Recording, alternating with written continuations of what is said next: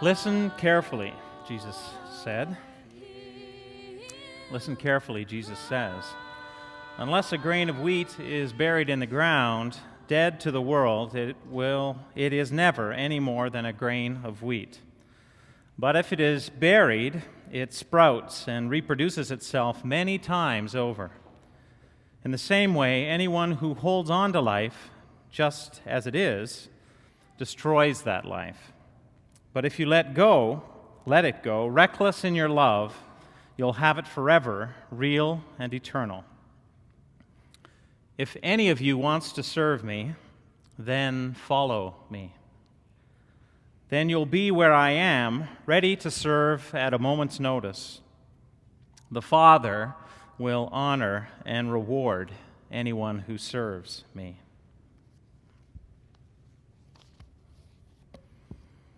If any of you wants to serve me, then follow me. When I read it for the first time this week, those two words really caught my attention. Follow me. It's the calling of every and any apprentice who's ever sat at the feet of every and any master craftsman, those two words, follow me. If you want what I have, Jesus the Master is saying, do as I do. In his book on craftsmanship, which I've been reading for the past month, a book called The Craftsman by Richard Sennett, he writes about how a few centuries ago a writer named Denis Diderot tried to write an encyclopedia of craftsmanship, but struggled to capture with words what all of these craftsmen artisans were doing. And he wrote, Language struggles with depicting physical action, and nowhere is this struggle more evident than in language that tells us what to do. Words just can't seem to carry it. And it's true.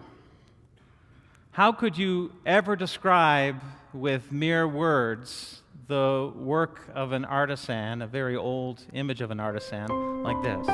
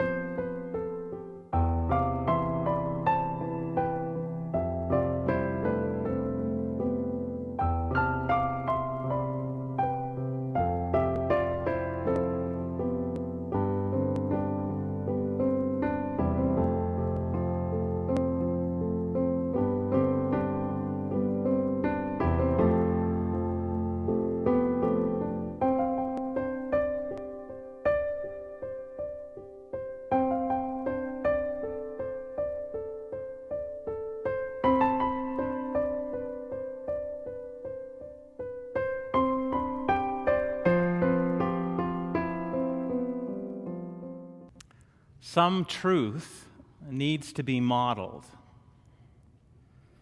Sometimes we need to see another person do it in order for us to be able to do it and fully understand what it is all about.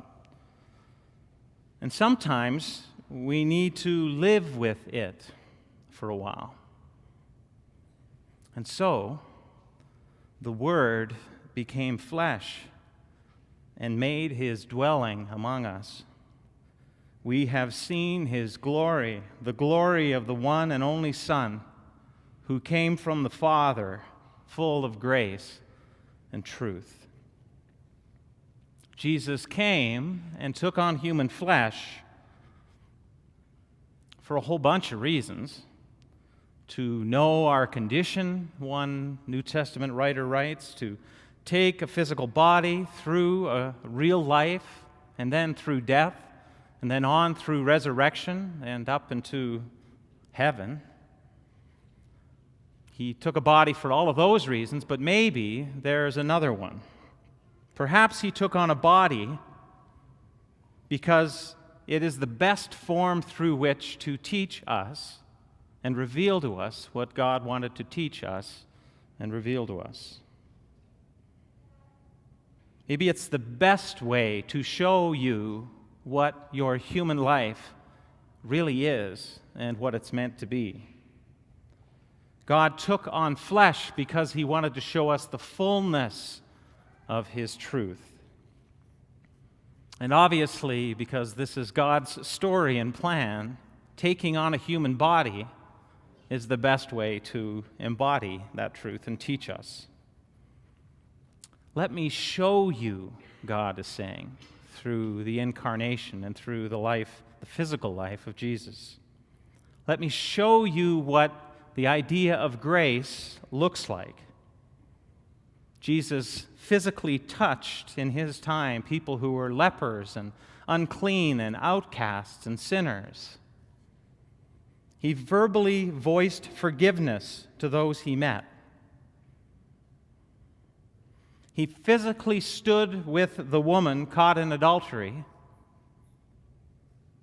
and spoke forgiveness to her in an audible voice, with a tongue and a mouth and words that were apprenticed by a mother on how to speak and were gifted with language. He physically healed their bodies when he healed people. Let me show you through Christ what love looks like, choosing to even make the scene, the maker of the universe, come as a baby, choosing to die for the whole scene in the flesh. Jesus, a man, making eye contact with you and reaching out his hand to you and saying, "Follow me."